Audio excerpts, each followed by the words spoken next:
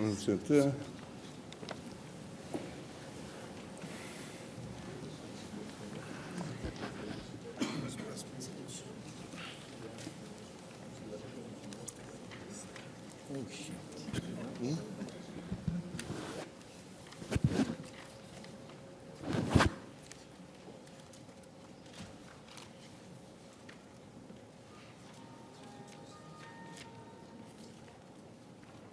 Senhores ministros, eu chamo o recurso extraordinário 171.241 de Santa Catarina, qual eu tenho pedido de vista. Nós temos a seguinte situação.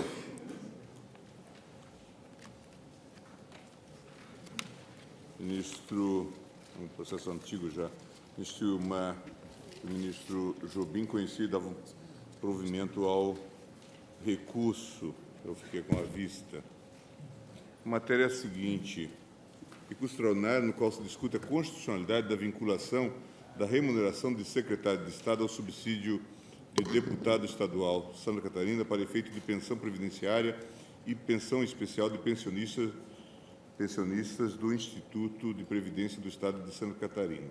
O acórdão recorrido do Tribunal de Justiça de Santa Catarina reconheceu a viúvas de ex-magistrados o direito ao recebimento de pensão especial previsto na Lei Estadual X, sem observância do teto remuneratório estabelecido pela Lei Complementar Catarinense, em 80% da remuneração de secretário de Estado, a qual, segundo o artigo 23, inciso 3 da Constituição Estadual, em sua redação anterior à emenda constitucional 38, seria igual ao subsídio de deputado estadual acrescentado de verba de representação.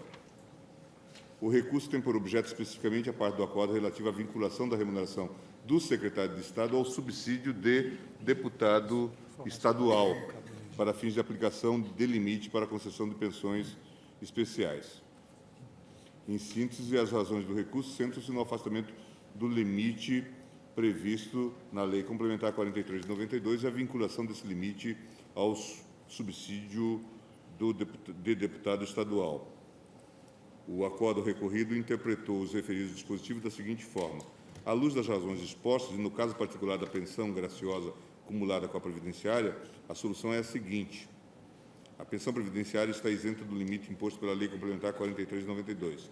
Se inferior a este limite, será complementado até 80% da remuneração do cargo de secretário de Estado, subsídio de deputado estadual, mais a representação do cargo de secretário de Estado, conforme o parágrafo 1º do artigo 4º da Lei Complementar 43 de 92. O ministro Ilmar Galvão, analisando detidamente a questão, votou nos seguintes termos: como se pode ver, o acordo não deixou de aplicar o subteto remuneratório expressamente fixado pelo artigo 4º da Lei Complementar, em 80%. Da remuneração do secretário de Estado para as pensões pagas às viúvas de ex-magistrados. A constitucionalidade da norma que assim dispôs já foi reconhecida por esta Corte no julgamento do RE 228080 da relatoria do ministro Sepúlveda Pertence. Todavia, não se limitou a isso. Adiantou que a remuneração do secretário de Estado para esse efeito, na forma prevista no artigo 23, inciso 3, da Carta Estadual, deveria ser considerada como equivalente ao subsídio do deputado estadual. Acontece, entretanto, que a Assembleia Legislativa, pela Resolução 61, de outubro de 90, fixou os subsídios dos deputados estaduais em valor equivalente a 2/3 dos subsídios dos deputados federais, mais a gratificação de representação, o que levou o acordo ao entendimento de que o mencionado subteto resultou vinculado indiretamente à remuneração do deputado federal, malferindo, desse modo, a norma do artigo 37, inciso 13 da Constituição.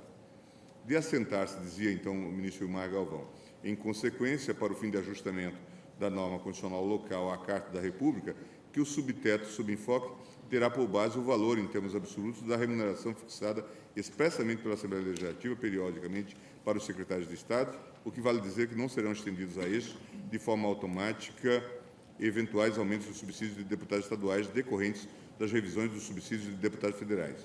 Meu voto, dizia o Ilmar, portanto, conhece do recurso e lhe dá provimento, em parte para o fim de reformar o acordo na forma acima explicitada.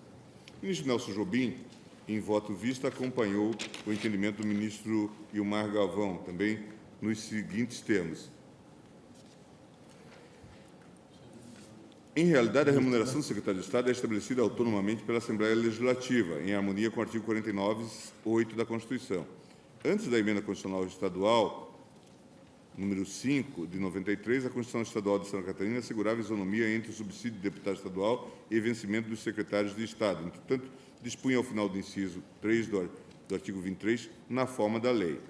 Assim sendo, é de se vislumbrar que a vinculação entre vencimento de secretário de Estado e subsídio de deputado estadual não era automática, mas princípio a ser respeitado quando da fixação da remuneração pela Assembleia Legislativa. E não poderia ser diferente, já que após a resolução número 61, de outubro de 90, da Assembleia Legislativa, o subsídio de deputado estadual restou fixado em 2/3 do subsídio de deputado federal. Seria inconcebível, do ponto de vista do princípio federativo e do princípio da separação de poderes, que a remuneração de secretário de Estado estivesse atrelada ao subsídio de deputado federal. Dessa forma, se não se tratava de vinculação automática entre remuneração de secretário e subsídio de deputado, não poderia haver também cálculo automático do teto da pensão. A pensão especial, na linha do que estabelece a Lei Complementar 92, declarada constitucional pelo STF no RE 228080, deve observar o teto de 80% da remuneração percebida pelo secretário de Estado. Entretanto, a remuneração do secretário de Estado não é atrelada automaticamente ao subsídio do deputado estadual, mas fixada autonomamente pela Assembleia Legislativa. Criar essa vinculação automática, como fez o acordo recorrido, é extrapolar as funções jurisdicionais do Poder Judiciário, etc. Nesse caso, o juiz atuou como legislador positivo, o que é vedado pela orientação do STF. Também dou provimento, dizia Jobim, ao extraordinário, para estabelecer que a remuneração do secretário de Estado para fins de fixação do teto de 80% das pensões especiais é aquela aprovada periodicamente pela Assembleia Legislativa e não resultado de vinculação automática. Eu havia pedido vista dos autos. Estou ressaltando que a vinculação entre os subsídios de deputado estadual e deputado federal prevista na resolução 6190 da Assembleia Legislativa catarinense, essa vinculação já não mais subsiste, pois a referida resolução foi revogada pelo Decreto Legislativo 16379 de 94. Por essa razão, inclusive, a relatora da DIN 898, ministra Ellen Grace, na qual se impugnava a mesma resolução, a julgou prejudicada em 17/4 de 2002. Portanto, essa questão já não se coloca. Sobre o tema a jurisprudência do Tribunal é firme no sentido da inconstitucionalidade da vinculação remuneratória por afronta ao disposto no inciso 18 do artigo 37 da Constituição.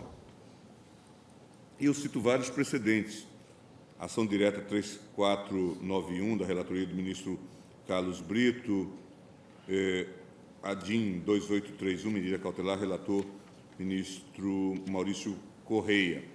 E aí cito também outros precedentes, da relatoria do ministro Sérgio Grau, Ellen Grace, Maurício Correia, Otávio Galotti. E estou dizendo o seguinte ainda. Ressalta-se que a emenda constitucional 19 de 98, ao alterar o artigo 39, parágrafo 1º da Constituição Federal, suprimiu a isonomia como critério de remuneração do serviço público. Por esse motivo, a Corte tem declarado inconstitucionais normas que estabeleçam a paridade de vencimentos entre servidores públicos ocupantes de cargo de natureza distinta. Também em harmonia com a jurisprudência deste tribunal, não há que se falar que a vinculação de remuneração dos secretários de Estado à dos deputados estaduais configura, claro, direito adquirido, pois não há direito adquirido a regime jurídico. Cito precedentes também nesse sentido. O ministro Nelson Jobim bem observou que a remuneração do secretário de Estado não pode ser automaticamente atrelada ao subsídio do deputado estadual. E, como concluiu o ministro Ilmar, a remuneração do secretário deve ser fixada autonomamente pela Assembleia. Então, com essas considerações, estou acompanhando o voto do relator, ministro Ilmar Galvão, para dar parcial provimento ao recurso extraordinário, no sentido de estabelecer que a remuneração do secretário de Estado de Santa Catarina, para fins de fixação do teto das pensões especiais, é aquela aprovada periodicamente pela Assembleia e não resultado da vinculação automática aos vencimentos dos deputados estaduais. Estou votando no mesmo sentido que os... Presidente, no caso está em jogo a própria remuneração, pensão, proventos, ou apenas o teto? Não. Quer dizer, como interpretação da norma, resulta em jogo o valor da pensão, né? Porque se diz que é 80% da remuneração do secretário, e o tribunal vem e diz que a remuneração do secretário é o salário de deputado estadual... Faz a cadeia vinculatória. Porque Vossa Excelência não está fazendo o nenhuma mandado de afirmação segurança, perentória, então, a o mandado respeito de dos segu- 80%. Vossa Excelência Não, e está até porque isso, simplesmente derrubando até essa porque isso o paridade. Supremo já havia declarado Isso, e aí constitucional, a automaticamente, possibilidade de impor Isso. um teto. Certo. Isso eu até citei. É apenas quanto a essa Essa interpretação. vinculação. Porque, pelo que eu percebi, o mandado de segurança teria objetivado apenas afastar o teto de 80%. E se agora, julgando o recurso extraordinário, nós formos além, nós estaremos praticamente decidindo fora dos limites revelados pelo processo, né? Veja que o que diz a decisão, pelo menos no resumo. À luz das razões expostas, no caso particular da pensão graciosa acumulada com a previdenciária, a solução é a seguinte: a pensão previdenciária está isenta do limite imposto pela Lei Complementar número 43/92. Se inferior a este limite, será complementada até 80% da remuneração do cargo de secretário de Estado, subsídio de deputado estadual, mais a representação, conforme o parágrafo 1º do artigo 4º da Lei Complementar. E, por isso, então, o ministro Ilmar entendeu para essa questão.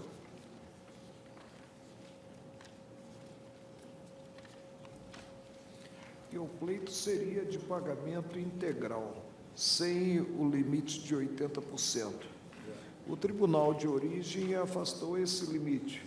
Indaga-se, agora nós podemos ir adiante para decidir além do que colocado no mandado de segurança?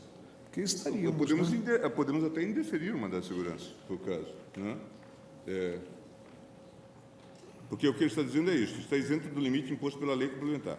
Se inferior a este limite, será complementar até 80% da remuneração do cargo de secretário, subsídio de deputado estadual, mais a representação do cargo de secretário de Estado. Portanto, ele acrescenta... Isso. Eu não tive vista do processo, Vossa Excelência teve, né? Eu, tal como no caso anterior, não me sinto habilitado a votar, mas eu aguardo para pedir vista quando dá a oportunidade de votar. Então, eu estou trazendo porque o propósito era apenas esse. Tanto é que o ministro Ilmar e o ministro Nelson Jobim, eles davam provimento parcial para fazer apenas essa explicitação, dizendo que se trata de 80% sobre o valor de secretário de Estado, que já havia sido declarado constitucional. Eu até citei o precedente do ministro Sepúlveda Pertence, um outro RE. A constitucionalidade da norma que assim dispôs já foi reconhecida por esta Corte, dizia o ministro Ilmar, no julgamento do RE 228080, da relatoria do ministro Sepúlveda Pertence. Por isso que eu estava me encaminhando no sentido de dar também provimento ao recurso. Eu, pessoalmente, julgando essa mesma matéria, tenho dado parcial provimento. É parcial ao provimento. do Estado. É porque a lei estadual é explícita. Diz que o limite máximo é 80%. Agora veio o tribunal 23 da Lei Complementar 43. E o Supremo julgou que esse limite era constitucional. Sim. Agora, no caso específico, o tribunal fez esta interpretação, dada até uma situação de vinculação que surgiu num dado momento e que depois até desapareceu. Aqui é caso de vinculação no plano dos 80% e de equiparação. De equiparação, isto sucessivamente. Bom, mas era isso. Vamos escolher. Ministra Carmen não vota por ser sucessora do ministro Nelson Jobim. Eu também não voto, não. E o ministro Brito também. Ministro Lewandowski. E seria, então, o provimento seria total para indeferir a segurança, porque o objeto da segurança é apenas esse, é afastar o teto imposto pela lei local. Não seria isso? Afastar. Daí o voto do ministro... O ministro Nelson Jobim chegou a votar? Votou. Deu provimento. Ambos davam parcial provimento. O ministro Jobim não fez o ressalva. Ele não fez a ressalva. Provimento. Ele disse isso. Diante do provimento do recurso para estabelecer que a remuneração do secretário de Estado para fins de fixação do teto é aquela aprovada periodicamente pela Assembleia Legislativa.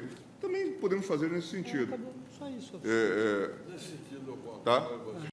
Porque, vejam, um trecho do acordo. À luz das razões expostas, e no caso particular da pensão graciosa acumulada com a previdenciária, a solução é a seguinte: a pensão previdenciária está isenta do limite imposto na Lei Complementar 43/92. Se inferior a este limite, será completada até 80% da remuneração do cargo de secretário de Estado, subsídio de deputado estadual, mais a representação do cargo de secretário de Estado, conforme parágrafo Portanto, 1º. aqui é que houve a vinculação e a equiparação. Quando, no 80% da remuneração do cargo de secretário de Estado, se colocou essa cláusula interpretativa. Mas se afastaria, então, essa limitação? É isso que os votos estavam afastando já. Do ministro Ilmar, ele dizia o seguinte: de aceitar-se em consequência, para fim de ajustamento da norma constitucional local à Carta da República, que o subteto sobre enfoque terá por base o valor, em termos absolutos, da remuneração fixada expressamente pela Assembleia Legislativa, periodicamente, para os secretários de Estado. E não a comparação com os deputados E federais. não a vinculação, ou a equiparação com isso que ela dizia. E foi no mesmo sentido o voto do ministro Jobim. Não podemos, se houver consenso, o ministro Jobim, inclusive, disse isto: dou provimento ao recurso para estabelecer que a remuneração do secretário de Estado para os fins de fixação do teto de 80% das pensões especiais é aquela aprovada periodicamente pela Assembleia. Imagino que seja a mesma situação que vem sendo enfocada também nos votos do ministro Celso. Mas Vossa Excelência, então, acompanha o ministro relator. Jobim. Na verdade, Jobim. as duas posições são coincidentes. O ministro Marco Aurélio chama atenção para o problema do provimento Parcial ou total, né? parcial ou total. Para não entrarmos, podemos dizer apenas que dá-se provimento ao recurso para estabelecer que a remuneração do secretário de Estado. Que foi a mesma coisa que foi dito também pelo ministro Ilmar. Jobim. Aquilo que foi dito pelo ministro Jobim. Ministro Lewandowski? Presidente, eu estou de acordo com essa solução que foi aventada pelo ministro Jobim, que Vossa Excelência agora está adotando também, porque, embora eu entenda que os magistrados têm um regime de vencimentos, um regime previdenciário especial, todas as alterações têm que ser aprovadas pelo Poder Legislativo competente, seja da União, seja local. Então, Vossa Excelência, com essa solução, está dizendo que o teto será aquele, o aprovado periodicamente pela Assembleia Legislativa do Estado de Santa Catarina. Estou de acordo, presidente. Ministro Eros? Também. Ministro César Peluso? Ministra Ellen?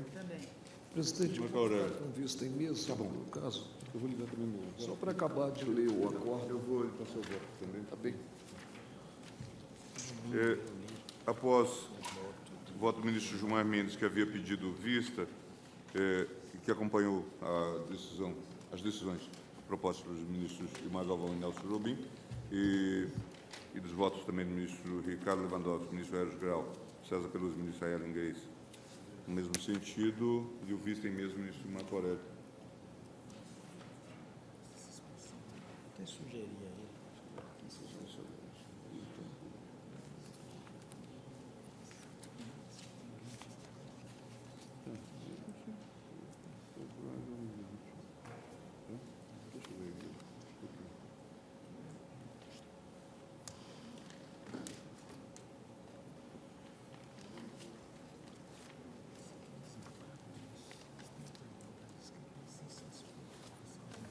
Tá. Ministro César Peluso, embargo de declaração no agravo regimental no recurso extraordinário 479, embargante AXA Seguros Brasil S.A., embargada União. Aqui há uma decisão, a turma, decisão unânime, deliberou afetar o julgamento do processo ao plenário, ausentes justificadamente desse julgamento, os ministros Celso de Mello e Eros Grau. Esse julgamento ainda foi presidido por mim. E há advogados inscritos, mas acho que não é o caso. É um caso de embargo de declaração. Há um requerimento aqui da embargante pedido a sustentação oral. Embargos de declaração, de regra, não seria o caso. Mas, em todo caso, eu ouço a corte.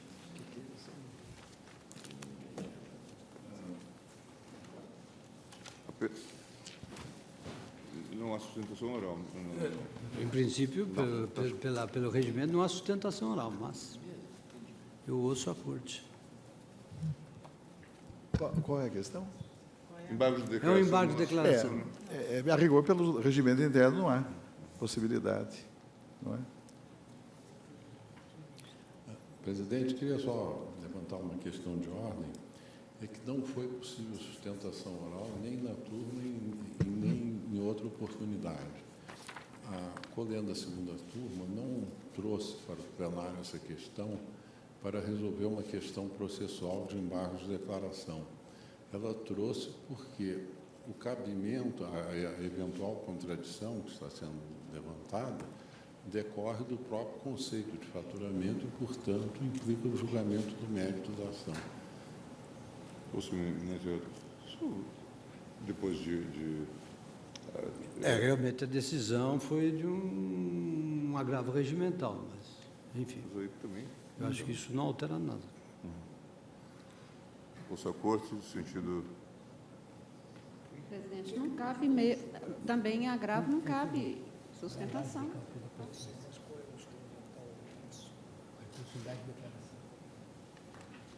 Ministro Lewandowski, Também entendo assim, presidente. Eu acho que seria o caso da entrega oportuna de memoriais. senhor Hélio, ministro. Foi feito. Está vendo?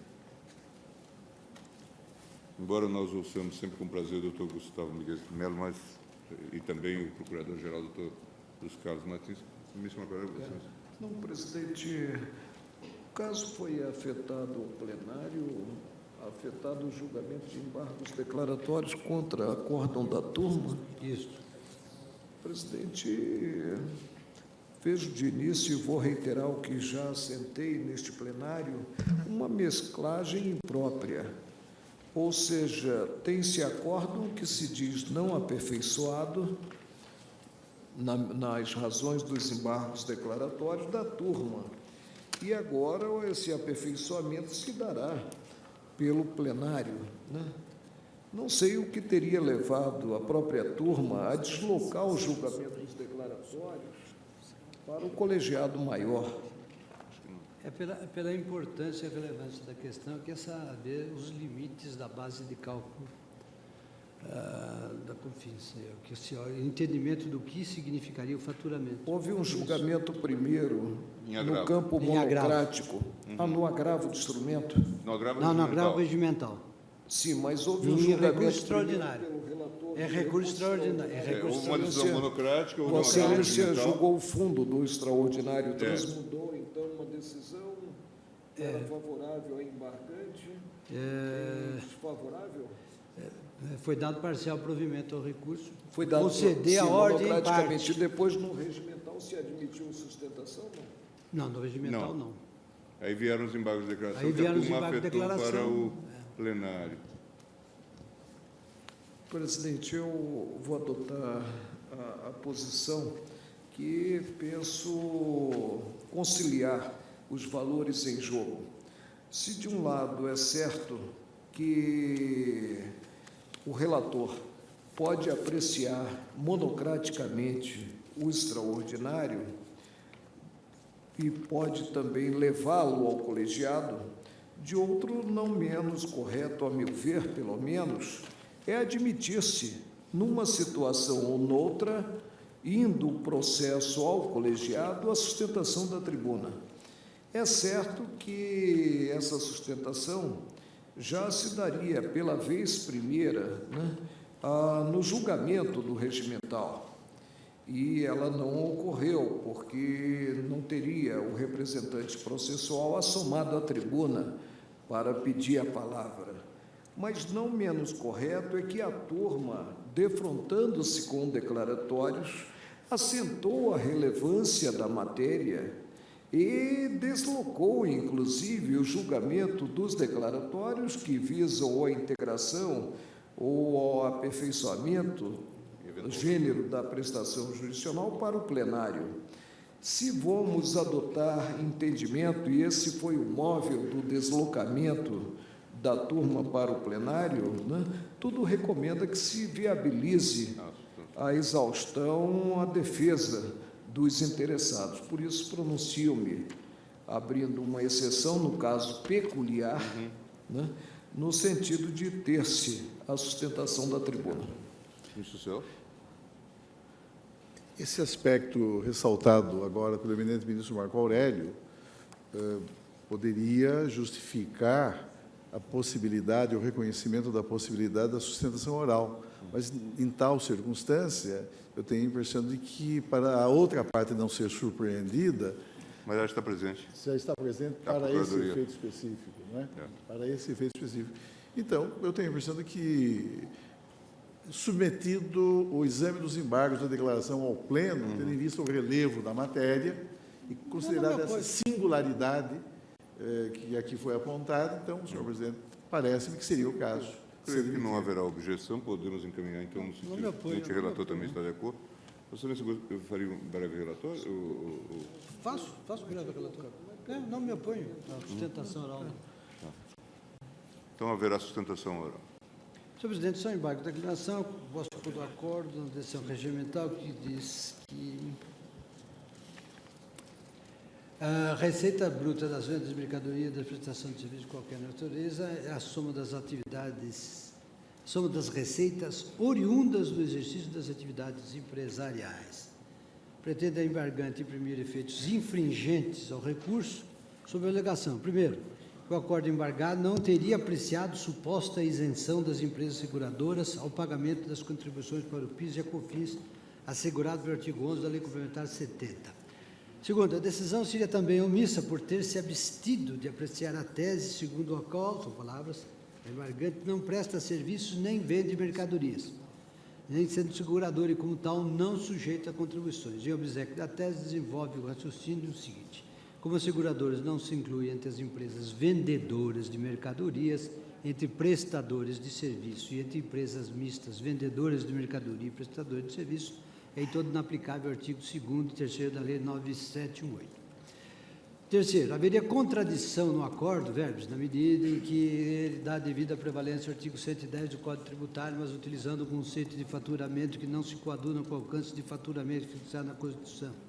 Entendeu, embargante, que se deve empregar o conceito de faturamento adotado pela Constituição, que, verbos, tem conteúdo técnico real, que não pode ser desprezado pelo aplicador de direito.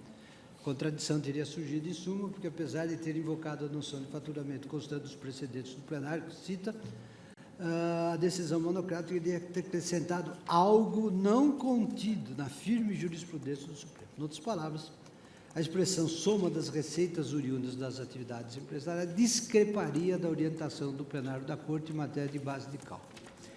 Em face do caráter modificativo dos embargos, determinei a abertura da vista da Fazenda Nacional, que se manifestou dizendo o seguinte: em primeiro lugar, a declaração de inconstitucionalidade do parágrafo 1º da Lei 9718 conduz efetivamente à conclusão de que a base de cálculo da COFINS é sim a prevista no artigo 2º da Lei Complementar 70. Mas, de forma alguma, a tal declaração tem o condão de tornar a embargante não contribuinte da COFINS. A embargante está sujeita às contribuições, não havendo falar em não incidência nem cogitar de isenção.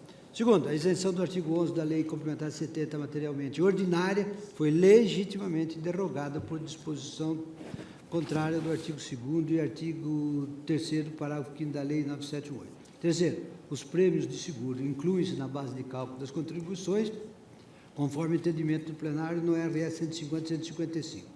Quarto, o conceito de serviço deve ser depreendido do contexto sistemático da Constituição e abrange, mais do que a acepção comum do vocábulo, deixa transparecer prestações de diversas naturezas, bancária, financeira e de crédito securitário. Tanto que na DI 2591, a Corte decidiu que tais instituições se submetem à disciplina no Código de Defesa do Consumidor.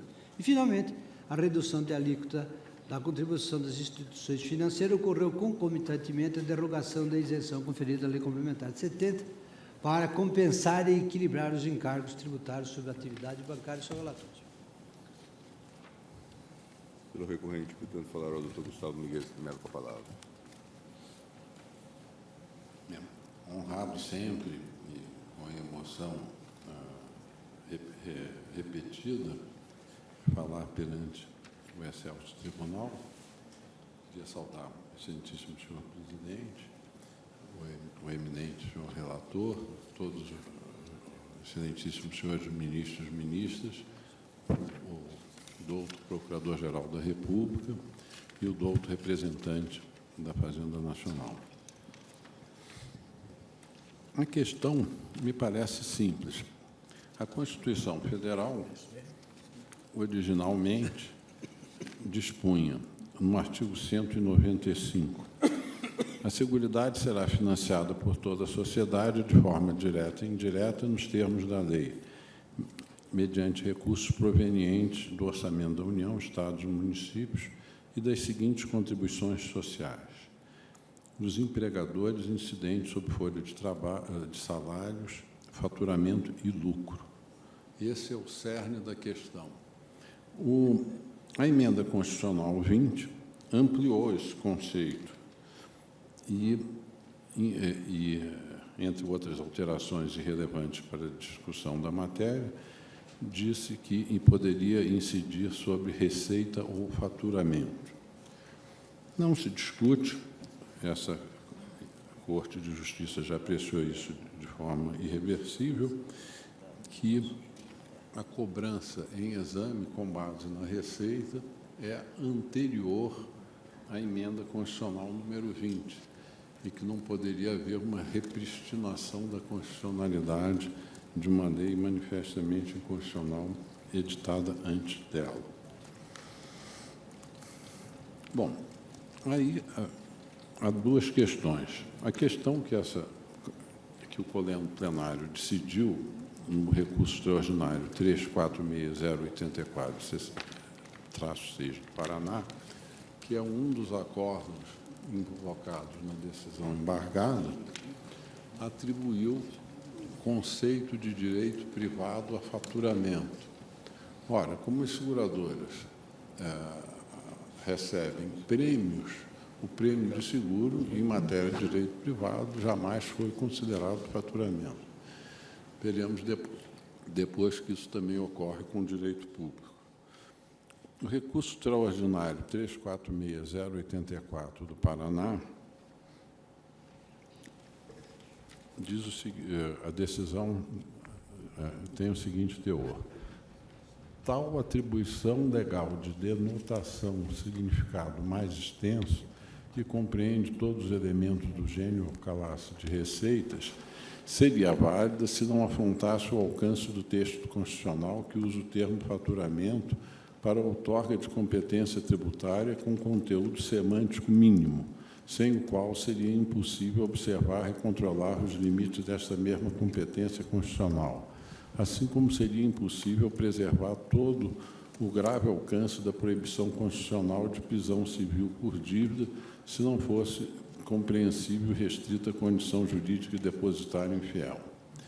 Apesar de parecer respletivo ante a própria inteligência do sistema, o qual já não permite alteração da competência tributária pelo ente federado que a recebe, dada a rigidez do sistema constitucional, é a respeito peremptório o artigo 110 do Código Tributário Nacional. A lei tributária não pode alterar a definição, o conteúdo, o alcance de institutos, conceitos e formas de direito privado utilizados expressa e implicitamente pela Constituição Federal, pelas Constituições dos Estados ou pelas leis orgânicas do Distrito Federal ou dos municípios para definir ou limitar competências tributárias.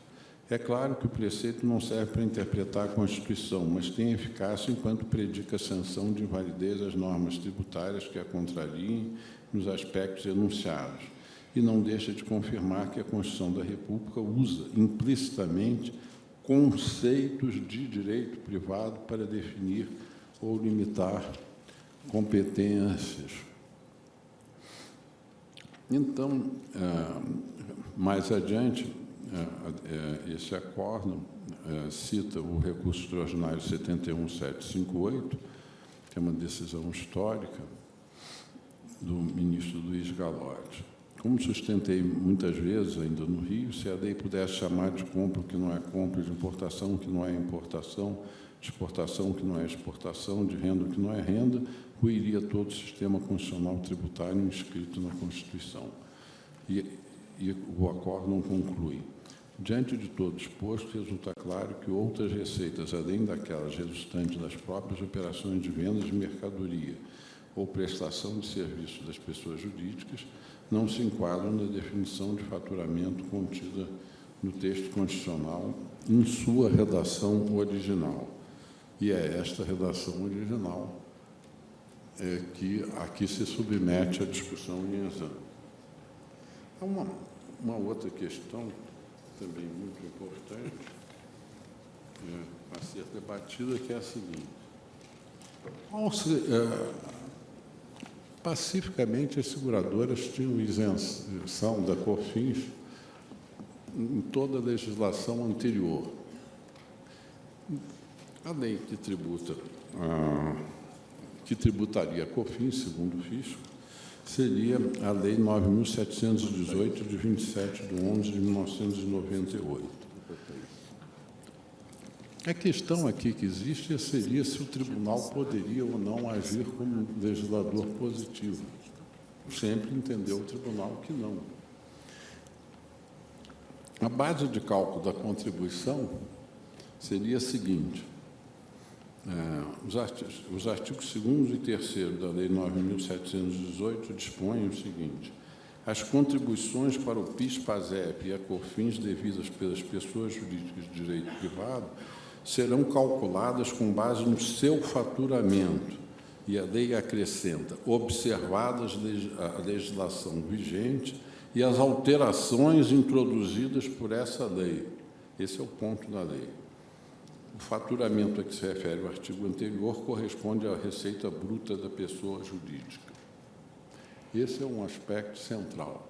Quer dizer, o que se discute seria se considerada inconstitucional a atribuição de toda essa amplitude à cobrança do COFINS, se poderia a única lei que fixaria a base de cálculo ser alterada para exclusão da expressão observada a legislação vigente e as alterações introduzidas por esta lei. No presente recurso extraordinário, discute-se o período que antecedeu a revogação do parágrafo 1º do artigo 3º da lei, e a nova lei só foi promulgada em 27 de 5 de 2009. Portanto, praticamente todo o tempo que é abrangido pela discussão no exame, não havia uma base de cálculo que pudesse prevalecer constitucionalmente para a COFINS das seguradoras, a não ser uma lei que teria que ser alterada para adaptar-se à Constituição. José Joaquim Gomes Canotilho analisa essa questão com profundidade. A interpretação das leis em conformidade com a Constituição deve afastar-se quando, em lugar do resultado querido pelo legislador, se obtém uma regulação nova e distinta, em contradição com o sentido literal do texto objetivo, claramente reconhecível da lei, ou em manifesta dissintonia com os objetivos pretendidos pelo legislador. Esse texto foi invocado pelo Supremo Tribunal na ADIM 1332. Essa questão foi levada ao ministro Célio Borja, que deu um lapidar parecer, em que chegou à seguinte conclusão: os artigos 2º e 3º e seus parágrafos 2º, 3º e 5º, bem como todos os incisos do artigo 2º, do artigo 3º da Lei 9.718, de 27 de 11 de 1998, são inaplicáveis a qualquer base de cálculo instituída em outras leis, porque é arrastado pela inconstitucionalidade do parágrafo 1º do artigo 3º da mesma lei.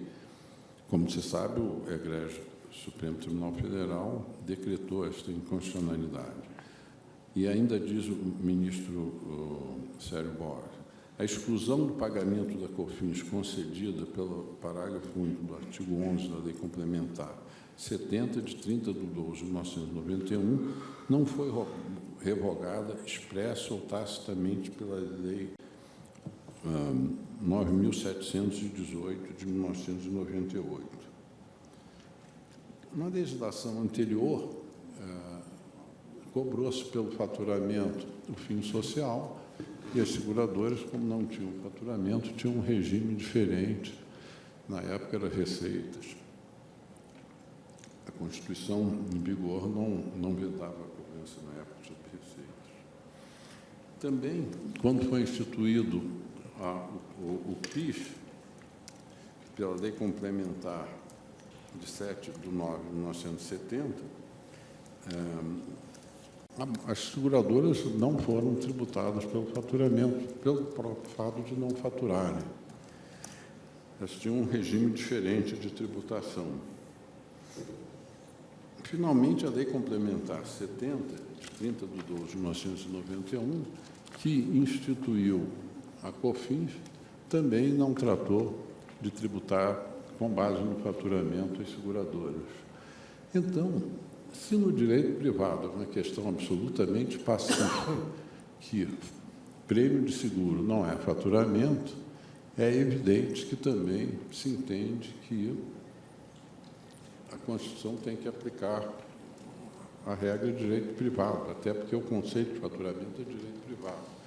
E o tratamento que o direito tributário dá, há muitos anos, o próprio legislador ordinário, o próprio fisco, vinha sendo de que prêmio de seguro não é sujeito à tributação com base no faturamento, que, na verdade, não existe. Essas questões são basilares. A adulta Procuradoria da Fazenda, um dos seus ilustres procuradores, entende que isso prejudicaria a igualdade, a proporcionalidade, a razoabilidade e alguns outros princípios constitucionais. Ora, é exatamente o contrário que ocorre. Foi abolida pelo sistema, pela emenda constitucional número 18, os tributos sobre a receita por causa da absoluta irracionalidade deles.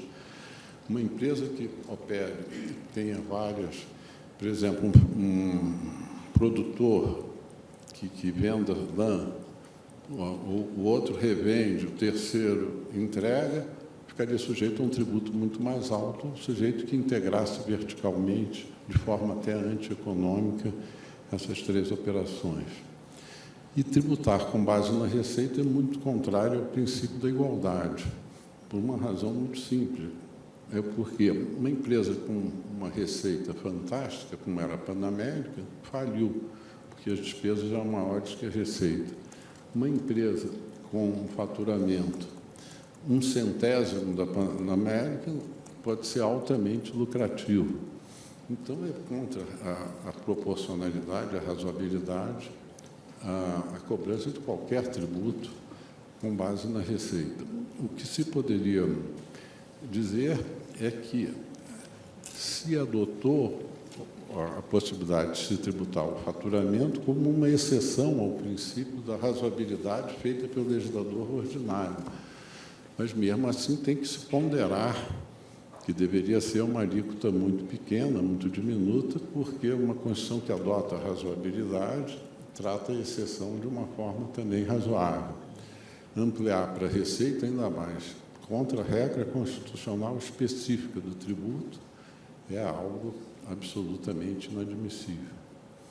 Sendo assim, espero embargante e também recorrente que os embargos sejam acolhidos, que seja admitido o recurso extraordinário e a ele dado provimento. Obrigado.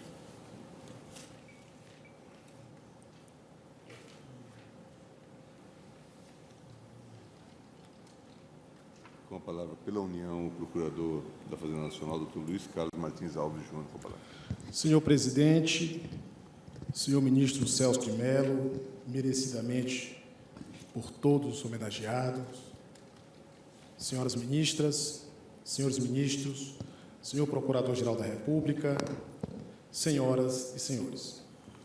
A Fazenda Nacional assoma o excelso púlpito para defender, com a devida vênia, a jurisprudência dessa augusta Casa, que definiu que a base de cálculo da COFINS é a receita das atividades empresariais típicas, constantes no objeto social da pessoa jurídica, ou seja, a soma dos ingressos oriundos do exercício das atividades operacionais da empresa.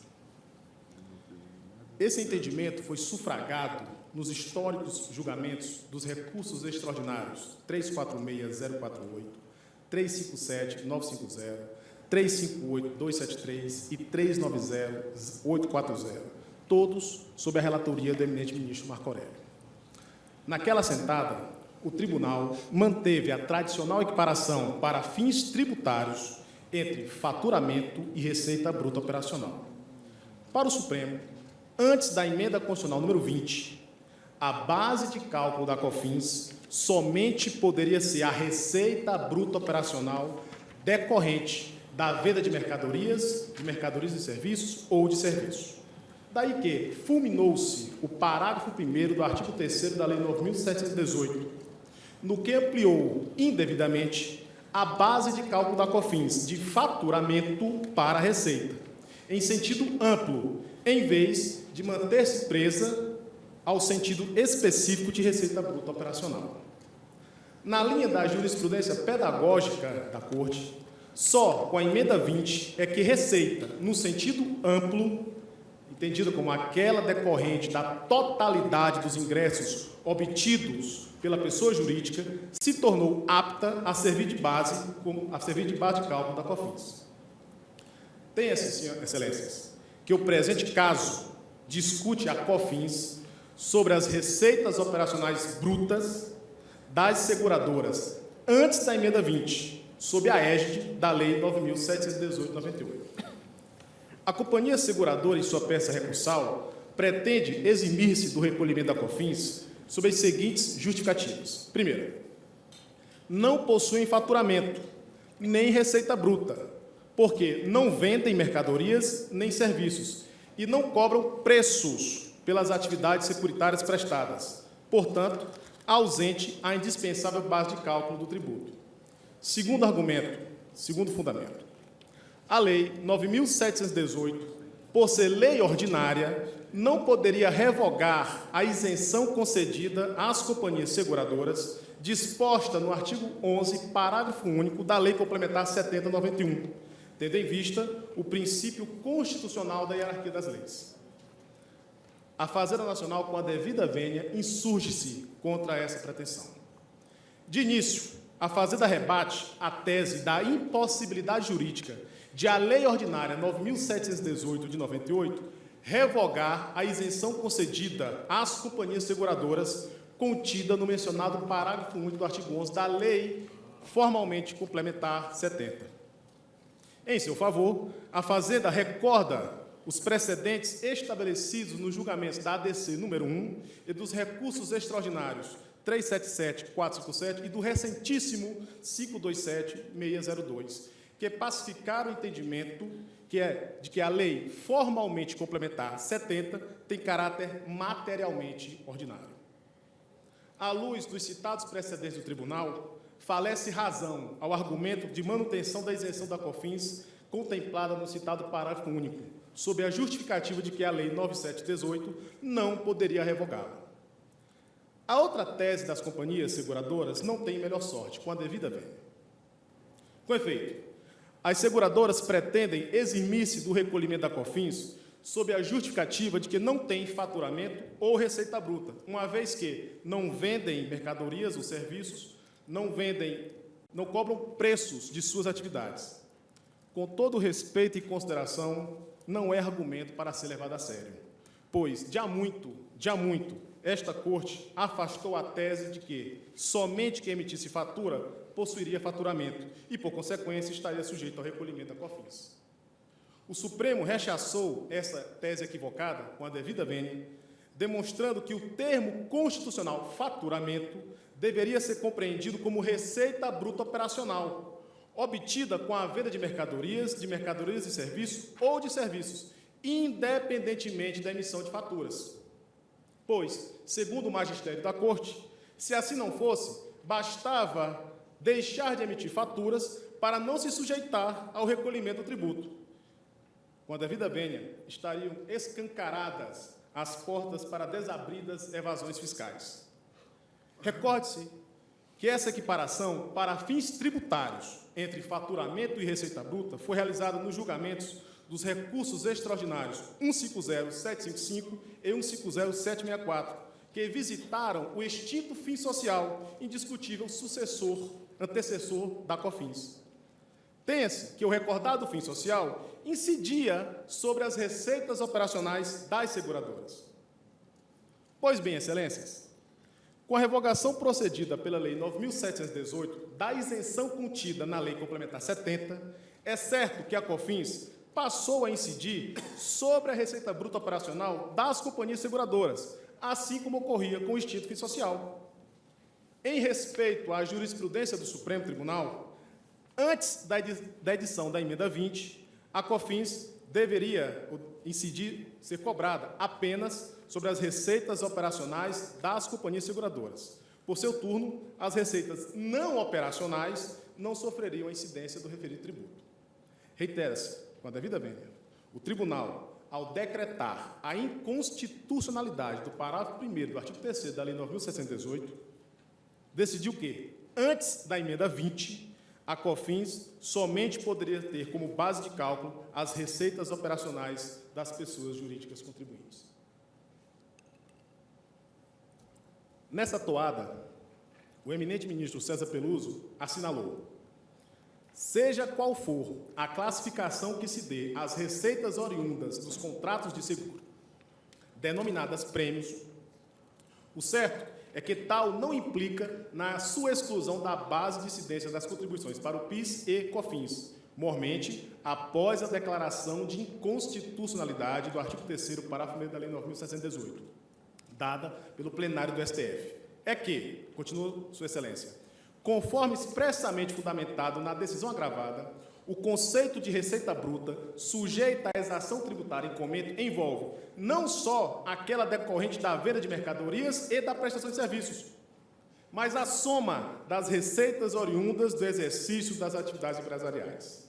Em resumo, senhores ministros, para a Suprema Corte, a COFINS deve incidir sobre a receita operacional das pessoas jurídicas, independentemente da atividade empresarial desenvolvida ou do nomen iuris dos ingressos obtidos, desde que resultantes de sua atividade operacional típica constante no objeto social.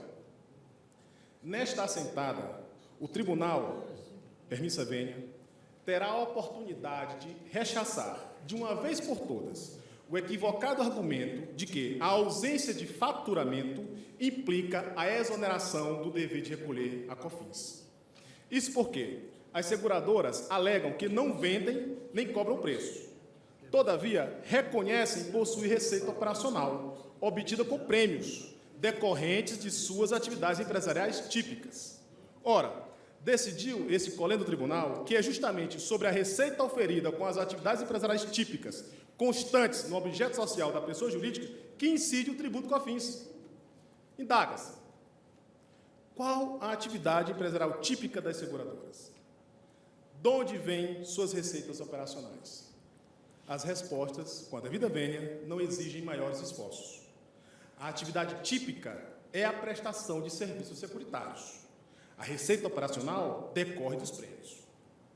Assim, antes da emenda 20, na esteira dos precedentes firmados por essa colenda Corte, afirma-se, sem medo de errar, que todas as pessoas jurídicas, salvo aquelas legalmente isentas ou constitucionalmente imunes, devem recolher a COFINS sobre as suas receitas operacionais.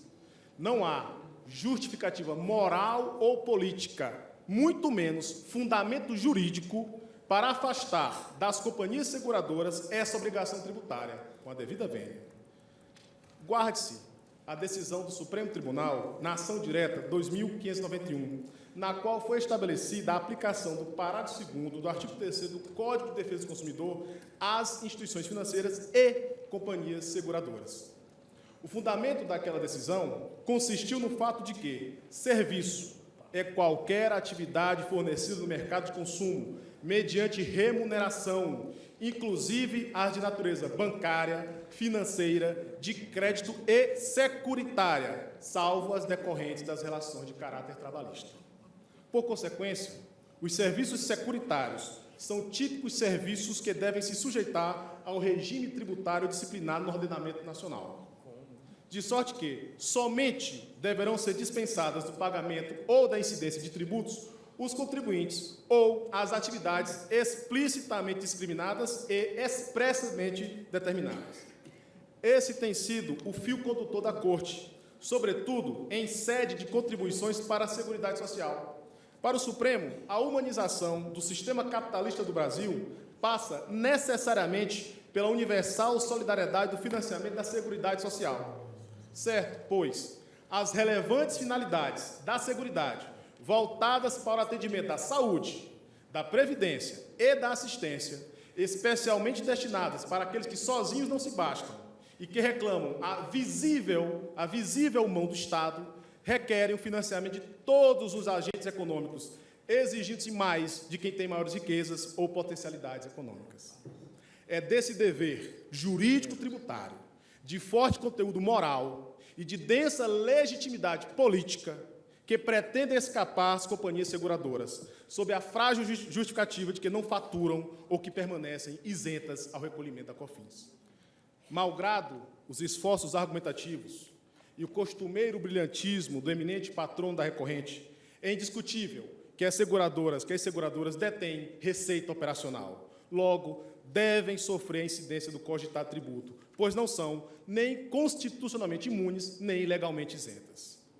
Por tudo quanto foi exposto, pede-se ao excelso Supremo Tribunal Federal que reconheça o dever das companhias seguradoras de recolher a COFINS, incidente sobre a sua receita bruta operacional, ou seja, sobre os ingressos obtidos mediante a atividade empresarial típica constante no seu objeto social.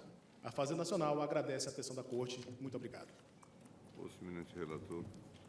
Senhor presidente, basicamente a pretensão da embargante, que é seguradora, mas entre parênteses leia-se também seguradoras e bancos, etc., não quer pagar a contribuição porque alega que não vende mercadoria nem presta serviço. A pergunta é, ela tem ou não tem faturamento?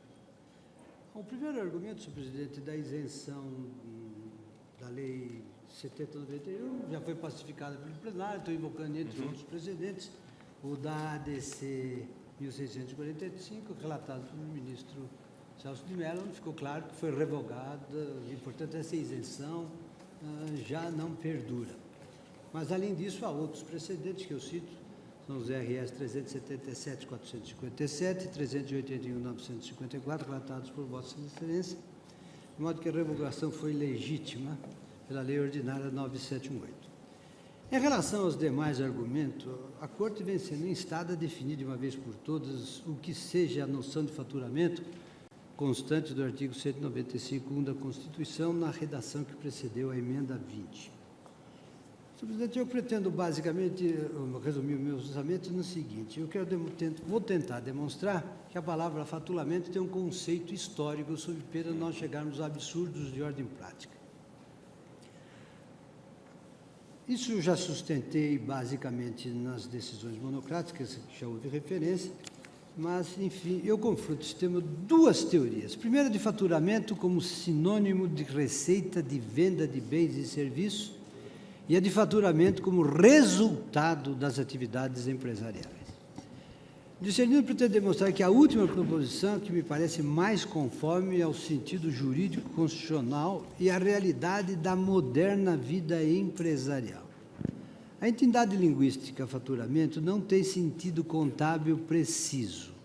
Não pode, portanto, ser equiparada sem maior reflexão a conceitos contábeis que guardam sentido próprio consagrado, como, por exemplo, o de receita bruta, receita operacional, receita bruta de vendas de serviço, pois é irredutível a qualquer desses.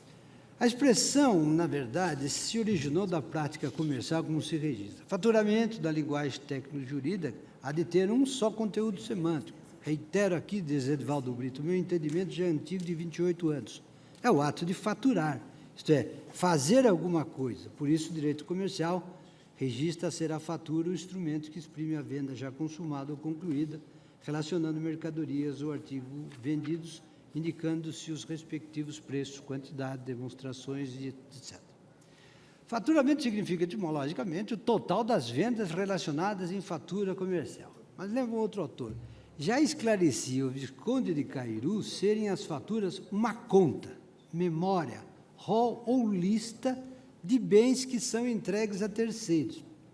Assim, faturamento seria a receita decorrente da emissão de faturas nos termos da legislação comercial, razão pela qual só haveria faturamento nas vendas a prazo, as únicas nas quais é obrigatória a emissão de faturas.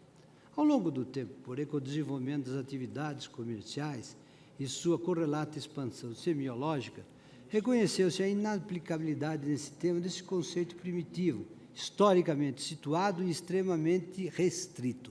Existe um conceito de faturamento em direito privado decorrente da emissão de faturas, mas esse conceito é distinto do conceito de faturamento para efeito tributário. Isso não significa, entretanto, haja ocorrido indevida alteração de um conceito de direito privado para a definição de competência tributária com o ofenso 110 do Código Tributário. A questão é mais simples, porque a palavra faturamento nunca teve, no contexto da Constituição, o significado de vendas correspondentes à emissão de fatura. É certo, assim, que a noção de faturamento constante do corpo constitucional não se reduz a essa definição antiquada e em franco desuso de vendas acompanhadas de fatura. Como demonstrou um artigo do saudoso ministro Franciuli Neto, publicado em 2005, deu-se nítida evolução na compreensão do termo. Dizia Sua Excelência: a despeito da excelsa Corte não acolher o sentido técnico restrito e formal de fatura ou faturamento, entendido este como a soma das faturas emitidas, incorporou o conceito de faturamento derivado do objeto que a fatura pode representar, quer dizer, a compra e venda de mercadorias ou prestação de serviço. Estou, porém, que a tentativa mesmo de se definir por sinonímia faturamento como receitas decorrentes de vendas de mercadoria, prestação de serviço de ambos, desconsidera uma parcela expressiva da composição do faturamento empresarial tomada em sua verdadeira e moderna acepção. E pretende justificar a tese de que a noção constitucional de faturamento, embora não seja tão ampla que possa abranger a chamada receita bruta, a totalidade das receitas oferidas pela pessoa jurídica, como a Corte já assentou, não é tão estreito a ponto de excluir em sua extensão lógico-jurídica receitas auferidas nos empenhos de atividades empresariais de seguradoras e bancos. Nada mais equivocado nesse passo do que afirmar-se, por exemplo, que a expressão soma das receitas oriundas das atividades, a rigor abarca todas as receitas oriundas da exploração de quaisquer atividades econômicas ou de uma empresa. A rigor, se aprovada essa súmula, estará simplesmente sendo negada a primeira parte mesmo, que revela que a Suprema Corte declarou inconstitucional o preceito legal que antes da emenda determinou a equiparação de faturamento ao montante compreensivo, como diz um autor. Tal interpretação é, a meu ver, com devido respeito, grosseira, porque abstrai a profunda dessemelhança entre a ideia de receita bruta total e o conceito mais apurado de receitas oriundas do exercício das atividades empresariais. Traçando um panorama diacrônico da conotação do termo faturamento, temos que, assim como houve preterição ou superação do seu conceito, como receita decorrente de vendas mercantis formalizadas mediante fatura, em favor daquele outro que o toma no sentido de receita advinda de operações de venda de mercadorias e serviços, é necessário atualizar essa definição à luz das práticas atuais empresariais, considerada a multiplicidade das atividades que ora compreende. O conceito de faturamento como receita de vendas de bens, suposto seja mais refinado que o da totalidade de faturas emitidos, por ser mais amplo que este, e o que de totalidade das receitas oferidas pela pessoa jurídica, por ser mais preciso que este, é ainda mais restrito do que o deve ser emprestado à definição constitucional de faturamento. A doutrina comercialista mais acatada reconhece há tempos a relevância da chamada teoria da empresa. Fábio Comparato ensina que o conceito básico do moderno direito comercial é o de atividade empresarial, substituindo a velha noção de ato de comércio. Atividade é uma série de atos tendente ao mesmo escopo. Ora, quem fala em atividade econômica organizada, supõe, diz o autor, um complexo de bens destinado a um escopo produtivo. Sob essa perspectiva, deve-se formular a ideia de faturamento sob a perspectiva da natureza e das finalidades da atividade empresarial. Como afirmei nos precedentes sobre o alargamento de base do cálculo, a fatura emitida pelo vendedor sempre representou a compra e venda mercantil, que no contexto da legislação comercial então vigente era expressão genérica das vendas inerentes ao exercício da atividade do comerciante. Com a deslocação histórica do foco sobre a importância econômica e a tipificação dogmática da atividade negocial, do conceito de comerciante para o de empresa, justificava-se rever a noção de faturamento para que passasse a se denotar agora as vendas realizadas pela empresa e relacionadas à sua atividade econômica organizada para a produção ou a circulação de bens ou serviços, como consta hoje textualmente do artigo 966 do Código Civil, que disciplina toda atividade comercial. O equívoco dos que querem furtar-se ao regulamento das contribuições, alegando não comercializar bens nem serviços, decorre de uma falha de perspectiva que não deve ser imputada às minudências que circundam as categorias bens e serviços, mas à não percepção da ideia mais abrangente de atividade empresarial. Embora se use definir empresa com base na noção de empresário, entendido como quem exerce profissionalmente atividade organizada para a produção e circulação de bens e serviços, obviamente não há como nem por onde resumir a ideia de atividade empresarial à de venda de bens e serviços, nem tampouco interpretar restritivamente o sentido da referência a esses bens e serviços. A noção é ampla e abarca o conjunto das atividades empresariais, pouco importando o ramo a que pertençam. No artigo, a professora Raquel Stein, após recordar a definição de empresário do Código Civil italiano, que é a de quem exerce profissionalmente atividade econômica organizada para a produção ou circulação de bens e serviços, demonstra toda a amplitude de atividades consideradas comerciais, mercantis e similares sujeitas a registro.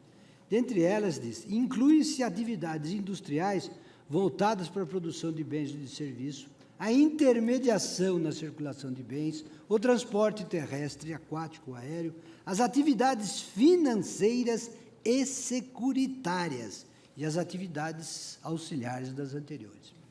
Impossível, digo, deixar de correlacionar atualmente a noção jurídica de faturamento com a de atividade empresarial.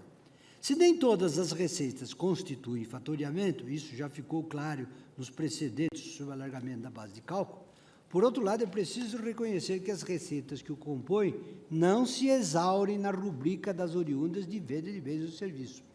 A atividade empresarial só se concebe, explica e entende enquanto voltada ao mercado, no propósito de entregar-lhe utilidades, conveniências, valores e benefícios.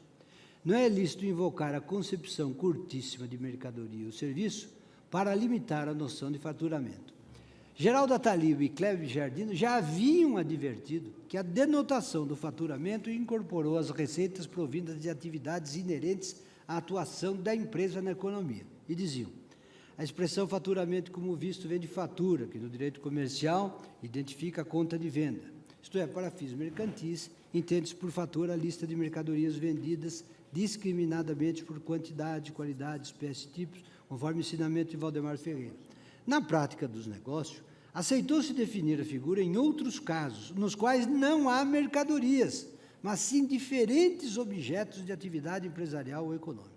O termo faturamento é empregado, por outro lado, para identificar não apenas o ato de faturar, mas, sobretudo, o somatório disso, do produto das vendas ou de atividades concluídas num dado período, ano, mês, dia. Representa, assim, o vulto das receitas decorrentes das atividades econômicas geral da empresa. Não procede a argumentação, quer da seguradora, quer das instituições financeiras, de que, por não venderem mercadorias nem prestarem serviços, estariam livres da incidência da contribuição sobre o faturamento.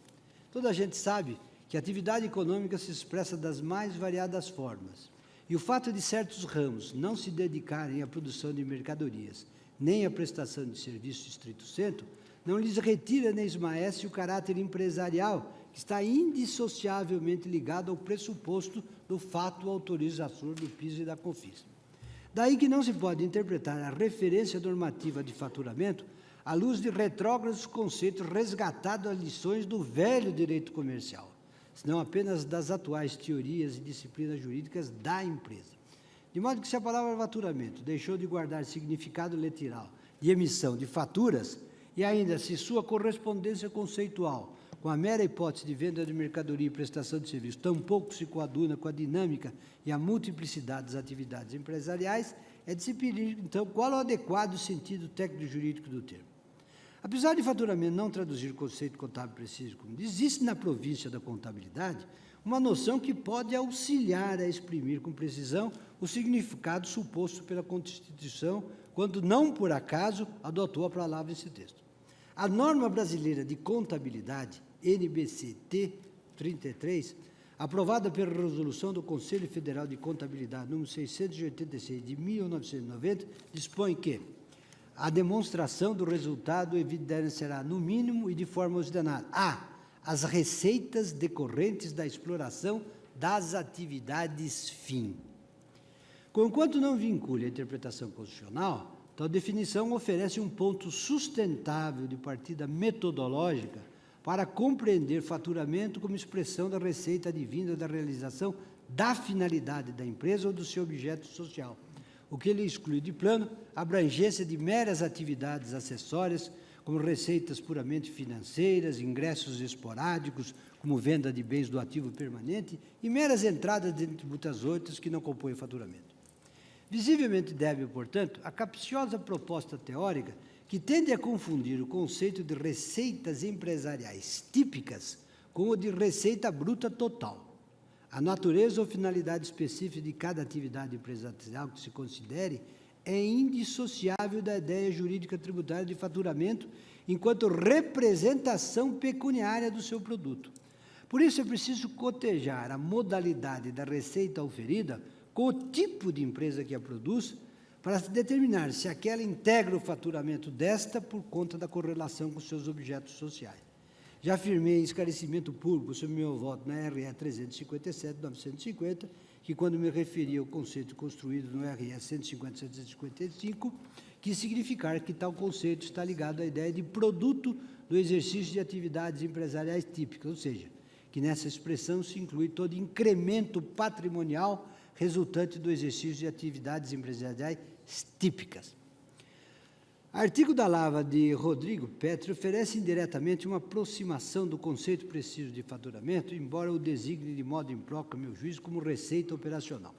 Define o autor como receita bruta das atividades principais previstas no objeto social da pessoa jurídica, isto é, faturamento mais receitas operacionais não originada da venda de mercadorias e prestação de serviço. Extirpando-se a menção às atividades acessórias, cujo significado é, a meu sentido, daquelas que não compõem a finalidade da empresa, bem como o falso pressuposto de que a atividade empresarial só possa ter por objeto venda de mercadorias ou prestação de serviço, tem-se a correta compreensão de faturamento. Não só as receitas decorrentes da venda de mercadorias e serviços, que é exatamente o conceito restrito de faturamento, mas também aquelas que, não decorrendo de tais negócios, provêm de outra ou outras atividades que integrem o objeto social da empresa. Em outras palavras, das demais que façam parte do seu escopo de atuação.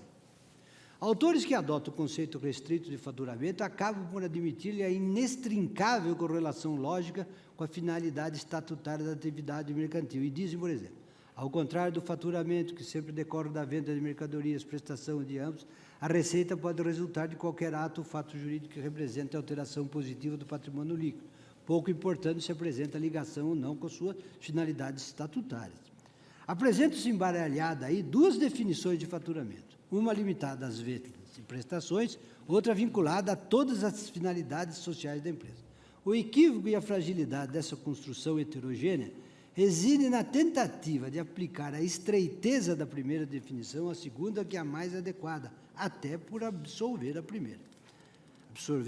Tal formulação teórica parece pressupor também que as únicas finalidades sociais possíveis seriam venda de mercadoria, prestação de serviço ou ambas. Não leva em conta, todavia, o fato óbvio das incontáveis atividades que, embora não envolvam nenhuma daquelas duas condutas, constituem típicas atividades empresariais, objeto das finalidades contratuais ou estatutárias e cuja receita não pode deixar de inserir-se no conceito de faturamento. Não há contradição sincrônica entre este conceito atual de faturamento e aquele restrito à venda de mercadorias e prestação de serviço, porque, acompanhando a evolução histórica e a complexidade das atividades empresariais, o segundo foi absorvido pelo primeiro. A concepção de faturamento, que já nascera restritíssima, confinada às vendas com emissão de fatura, continuou ainda bastante restrita da primeira reelaboração conceitual, porque a época em que foi cunhada, poucas atividades empresariais existiam fora das classes da venda de mercadoria e da prestação de serviço. Era, então, natural, se não até forçosa, a identificação da ideia de faturamento com a de receita de vendas de mercadorias e serviços, até porque seus idealizadores não podiam prever a futura necessidade de adequação da abrangência denotativa do termo às consequências da expansão e complexidade do mercado. Nesse particular, a explicação de Petri inverte a realidade histórica. Ele afirma que o emprego do termo faturamento como resultado das atividades empresariais deve ser visto com reserva, por essa concepção foi tradicionalmente exposta sob a ótica de pessoas jurídicas que tinham como objeto social a venda de mercadoria ou prestação de serviço. Assim, é evidente que toda e qualquer receita advém da atividade principal ou acessória objeto social dessas pessoas jurídicas é faturamento. Ora, exatamente por ter nascido num contexto social em que, de regra, só havia esse tipo de atividade por parte da empresa, é que o conceito está a reclamar a atualização que responda às exigências do complexo mercado contemporâneo, não podendo ser aprisionado nos limites originais do horizonte empresarial dos primeiros tempos, provavelmente do século retrasado. Diversamente do que se sustenta, ninguém que defina faturamento como receita das atividades principais da pessoa jurídica parte da equivocada suposição de que todas as pessoas jurídicas de direito privado com fins lucrativos possuem como atividade principal a venda de mercadorias ou a prestação de serviço. O que se propõe é uma visão mais larga e própria de faturamento, na medida em que compreende, para além da mera venda de bens e serviços, outras atividades tipicamente empresariais. Não é preciso sequer tentar enquadrar à força o objeto das atividades bancárias e securitárias nas categorias estreitíssimas de mercadoria ou de serviço, para que as respectivas empresas sejam tributadas por PIS e COFINS. Afinal, para figurar faturamento, basta que as receitas decorram do exercício das atividades sociais típicas desses modelos de negócio. Nas empresas dos ramos tradicionais de negócio que vendem mercadoria e prestam serviço, é evidente que tais componentes integram a ideia de faturamento tomado como resultado do produto financeiro do conjunto das atividades empresariais. E aqui abro um parênteses para dar uma resposta que não está escrita aqui, senhor presidente, porque não me tinha ocorrido, a belíssima sustentação do advogado da embargante, quando invocou o argumento da razoabilidade, que me parece não serve para as empresas cujo faturamento é limitado às receitas de venda de mercadorias, prestação de serviços, cujas despesas também podem ser vultuosas, tal como as outras. Mas para outros tipos de empresas, que por sua natureza mesma não vendem mercadorias, nem prestam serviço, mas ainda assim obtêm como móvel de sua existência receitas de atividades empresariais, o conceito que proponho serve com exatidão a complementar e atualizar a antiga fórmula, de modo a abranger esse componente novo do faturamento, diferente daquele, mas ainda assim, faturamento. A situação oposta dificilmente se verificará. É quase impossível conceber uma empresa que venda mercadorias ou preste serviço sem que essas atividades integrem suas finalidades sociais. Em regra, o valor dos produtos vendidos ou dos serviços prestados por empresa compõe seu faturamento não porque sejam vendas ou prestações consideradas em si mesmo como entidades a sé, mas porque decorrem do exercício de sua específica atividade empresarial.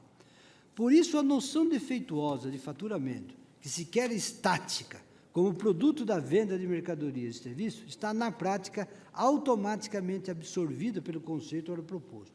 Venda de mercadoria e prestação de serviço são, por excelência, atividades tipicamente empresariais, mas as atividades empresariais genericamente consideradas, que produzem faturamento, não se reduz na sua hoje complexa variedade àquelas outras, as quais configuram apenas um caso particular em relação à extensão lógico-jurídica do termo faturamento. Por outro lado, insisto em que o reconhecimento da existência de atividades empresariais outras, que, embora não se limite à venda de mercadoria ou serviço, obtém faturamento, não implicará em nenhuma hipótese conclusão de que toda e qualquer receita se conteria no âmbito formal do faturamento. O que se está a esclarecer e a frisar aqui é apenas a submissão de determinadas receitas, independentemente do setor de atuação empresarial, a um conceito bastante claro de faturamento. Não se está retrocedendo à inconstitucional ampliação da base de cálculo promovida pela Lei 9718, mas estão só delimitando o real alcance semântico do signo do faturamento. Não me escapa a aparente dificuldade de se estabelecerem critérios para identificar o que ou quais são as atividades empresariais típicas de cada empresa. Em outras palavras, a separação das atividades fim das atividades meio para efeito de tributação. Dependeria ela do teor do contrato social ou das atividades efetivamente postas em prática pela empresa. Nota importante ao propósito é que as atividades fins não devem ser entendidas em simples oposição a atividades meio, senão como sinônimo ou significantes de objeto das específicas atividades empresariais desenvolvidas enquanto finalidade perseguida pela atuação empreendedora, diz o autor. O objeto social corresponde à atividade fim eleita para ser empreendida e concretizada. O objeto social continua sendo um elemento de fundamental importância para a definição da natureza de uma sociedade, questionando-se, quando feita sua análise, a empresariedade, não mais a comercialidade. Na empresariedade, há de persistir um exercício contínuo de atos encadeados e voltados para a produção ou circulação de bens ao mercado. A natureza empresária ou não empresária da sociedade depende primordialmente do objeto escolhido por seu sócio e mais do conteúdo da atividade efetivamente desenvolvida. Daí se percebe que a ideia de faturamento deve alcançar também aquelas receitas que, embora não correspondendo à venda de mercadorias nem à prestação de serviço, integrem o resultado auferido no exercício do conjunto das atividades empresariais desenvolvidas pela empresa na promoção de suas finalidades sociais. Algumas críticas poderiam ser opostas a essa concepção. Alegar, por exemplo, que as empresas tentariam dissimular os contratos sociais para descaracterizar suas verdadeiras atividades básicas, deixando de mencioná-las no documento ou disfarçando-as sob o rótulo de atividades meio. Tais subterfúgios, consistentes no velamento doloso do conteúdo verdadeiro do contrato social da empresa, não aproveitam aos empresários para excluir do âmbito de incidência das contribuições as atividades efetivamente exercidas.